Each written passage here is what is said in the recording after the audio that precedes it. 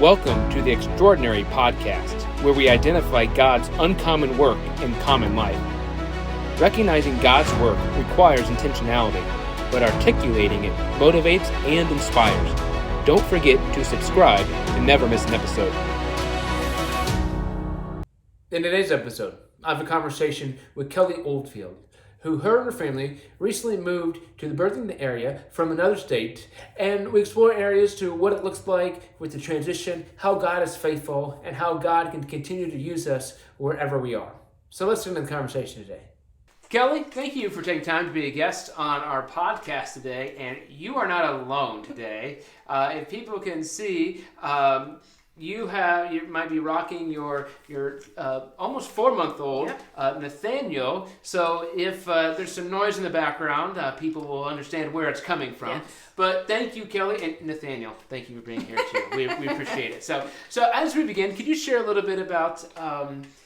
You live in Burlington, Iowa. Well, you live in West Burlington, Iowa. Sorry.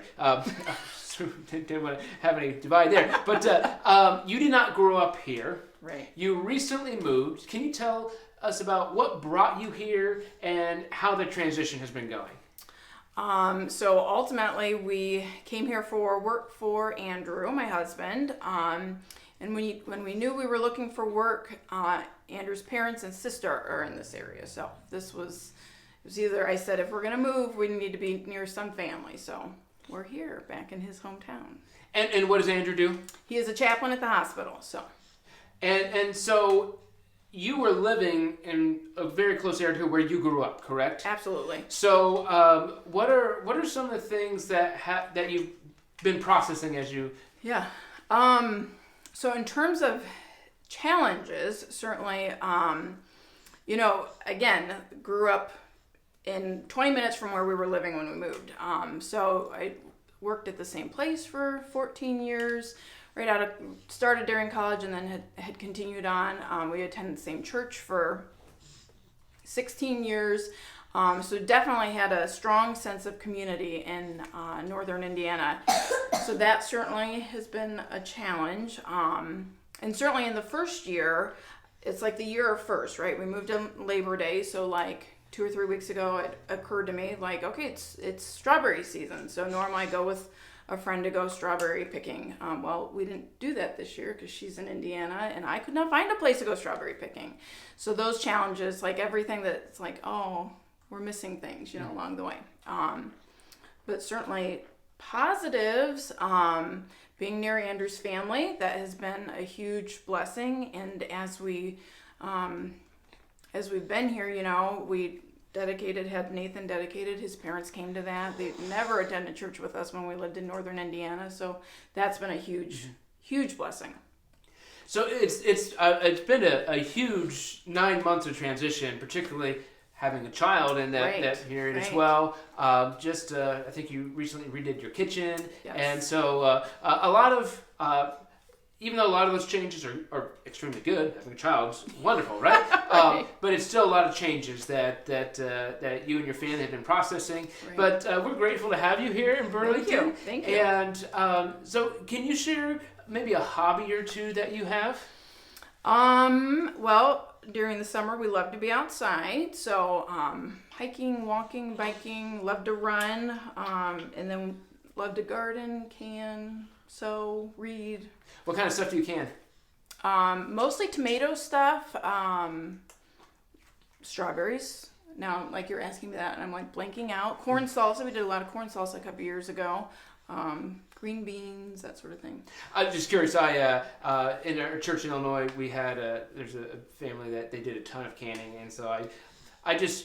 To say I helped them would be too generous for me. I was there as they were doing it one time, and so it was really interesting to learn about all that process. Yeah. So I don't think I necessarily prepared you for this one. Can you share what your job is and what you do and what you like about it? So I work at the hospital as well. I work in the care continuum department, which is the same department as Andrew, which has been an interesting dynamic. But I do some work in our social work side of things, so that's a lot of discharge planning for patients, and then I also work with our behavioral health assessment team. So if a patient comes in with a mental health crisis, then we do assessments to determine whether or not they need a psych hospital stay. Yeah. And you enjoy your work. Yes, very much so. Very much so. Yes. I'm sure it keeps you busy and on your toes with adjusting to the contextual needs of each patient. Yes, yeah. For sure. Now, you mentioned a little bit about your home church. Can you share your church background, just ways that you have been involved in serving the church? Yeah, so, sorry for the noisy kid.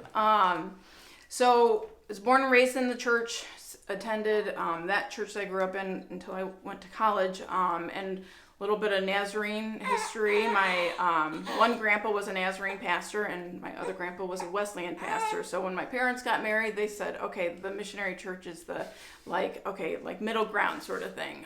So born and raised in the church, accepted Christ at a young age, but then really probably dedicated my life to Christ at a youth conference through the missionary church in maybe my junior year high school.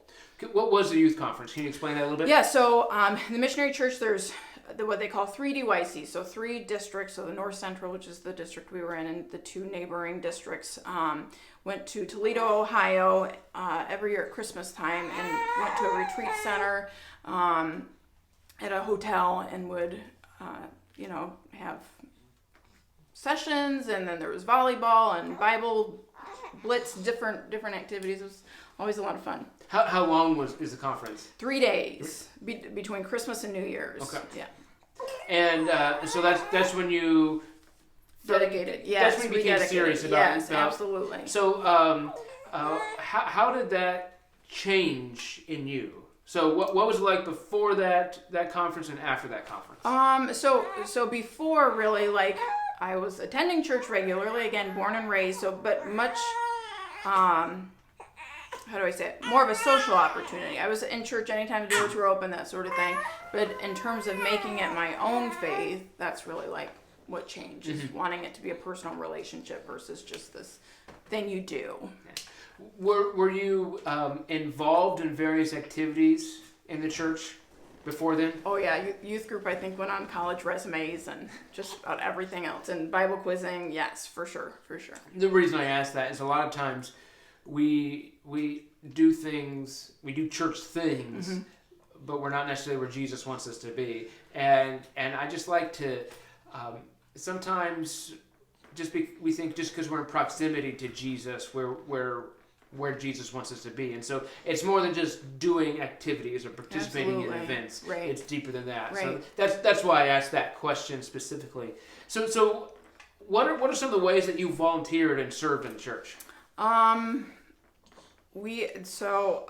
a lot of different children's ministry, which I say that with a bit of a hesitancy, because I don't necessarily have a passion for working with children, and sometimes that could be stressful, but worked in the nursery when we first started attending that church, which is part of the reason why I'm like, okay, that's a good ministry to get involved in. Here is kind of the first thing to get involved in. But vacation Bible schools throughout the years. I mentioned Bible quizzing as a kid. That's a ministry I was very passionate about in the missionary church. So coached that, I think, for 10 years. The ministries I enjoyed was the last year we were at that church in Indiana, is I helped out with the youth group, and that brought me a lot of joy and purpose. And then, and this is probably strange, but I also, before COVID, I counted tithe once a month. So kind of behind the scenes, a little bit of a quieter, I enjoyed that, as silly as that sounds.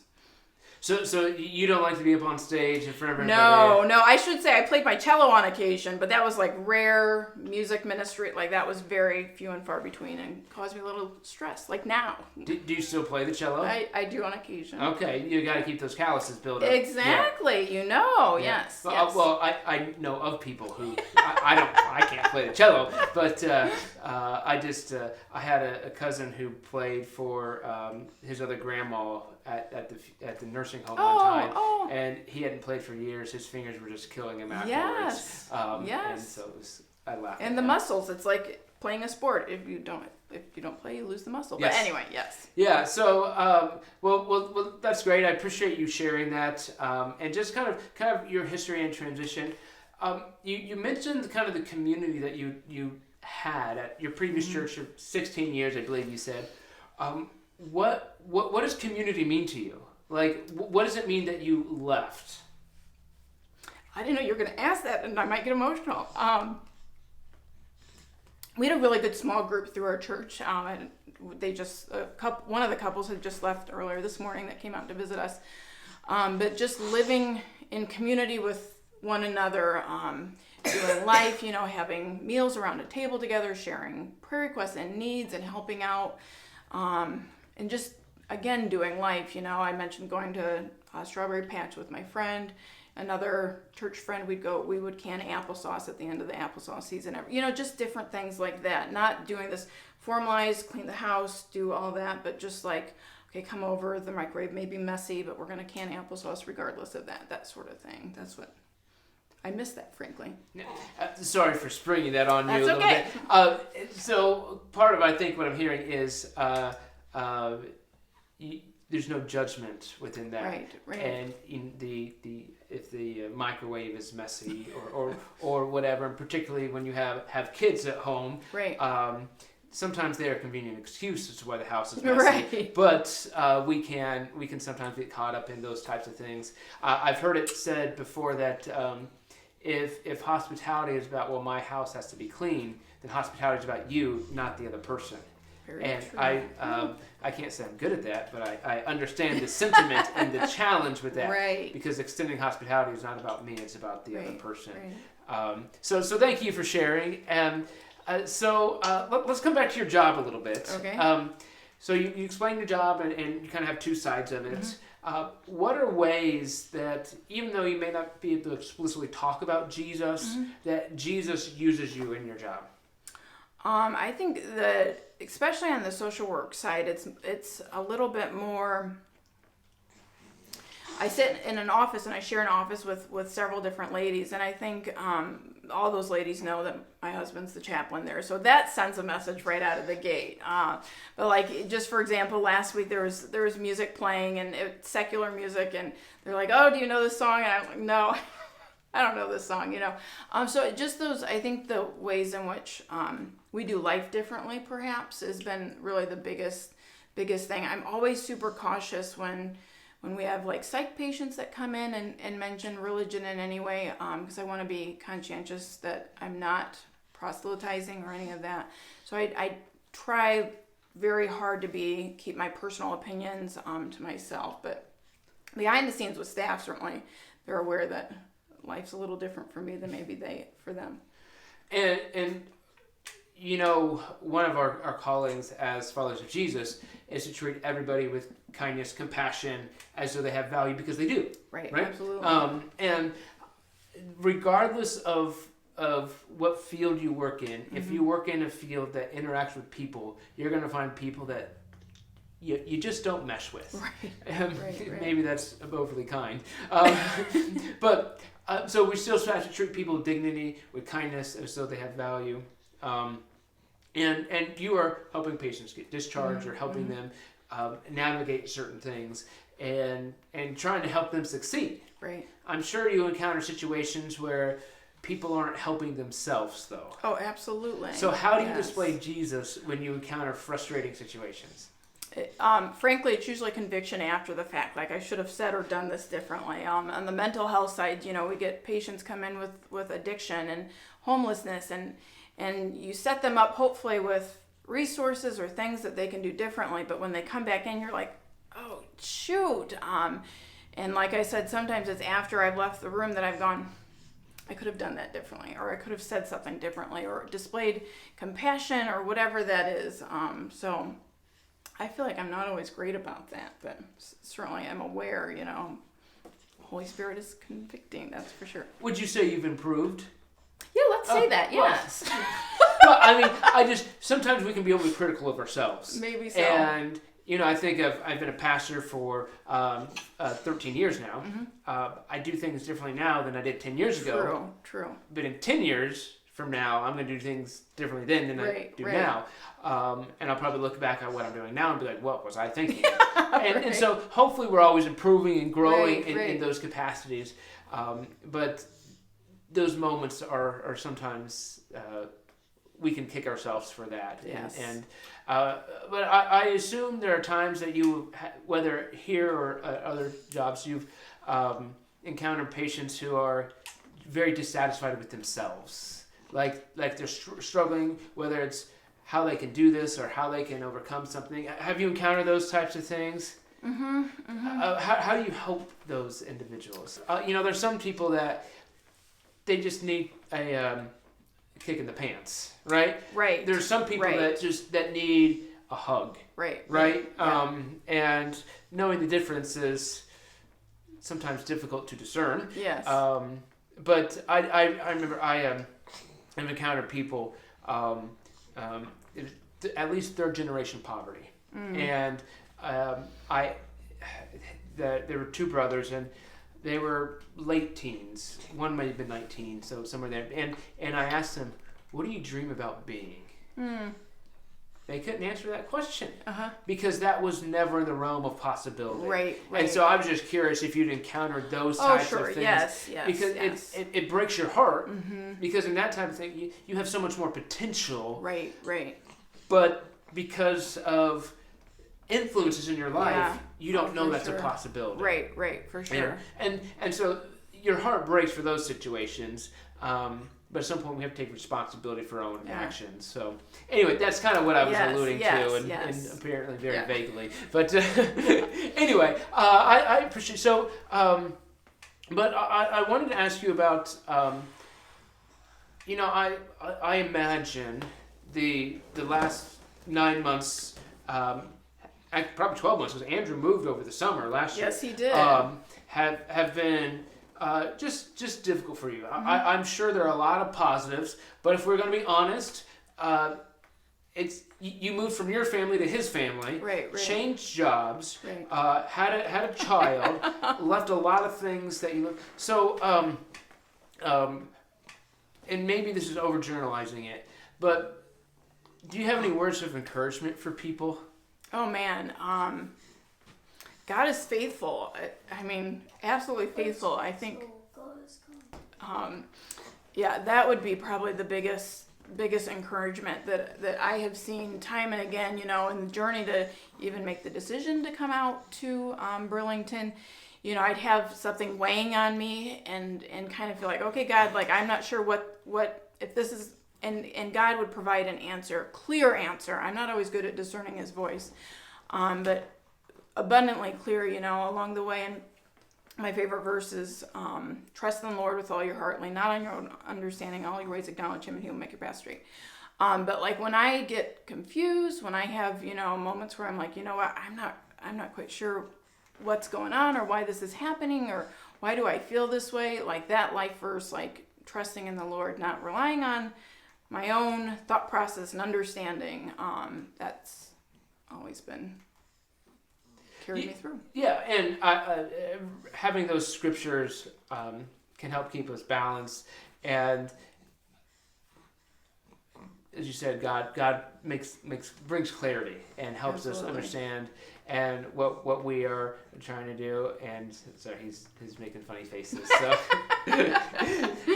but anyway, so I'm grateful for your willingness to share with us today. And I kind of poked and prodded in some areas that were probably uncomfortable. So I appreciate your openness and willingness to allow those things to be shared in ways that show how God can see us through, how God can use us and get us to where we need to be. I like to end with a very open-ended question. And it's in case we miss something or there's something that sparked a new thought in your mind, do you have anything else you'd like to share today? I don't think so. I think Andrew, has probably shared with you. I guess I do have something. In terms of the church family, like one of the things that he had said to me when he started coming, because obviously, like you mentioned earlier, he moved out before I did. He said this church is so welcoming and kind and loving, and certainly for the church family to help with us moving. It was almost awkward to come into the sanctuary that first Sunday and know that people had helped me move, but I never even got a chance to see them, let alone their names or any of that. So that certainly was touching and meals, after Nathan was born. Those are things that, we've had the opportunity to share with my in-laws who aren't believers, and they're like, they're strangers to you guys. And I said, but that's what the body of believers does for each other, So those have been real, opportunities to share kind of the love of Christ with my in-laws.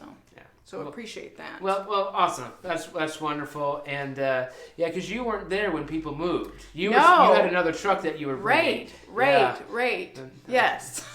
So that was and I was really confused because Andrew's sister was there. and I think you had some other friends there From our church in Indiana. And so I just had no idea who was who. And was one of them Andrew's wife? Who knows? Yes. That's funny. Well, good. So, thank you for sharing. Thank you for taking time to be a guest on the podcast today. Yes. We appreciate you and your willingness to share. So thank you. Thank you. Thank you for joining us for this podcast. Be on the lookout for how God does uncommon work in common life. And please subscribe to never miss an episode.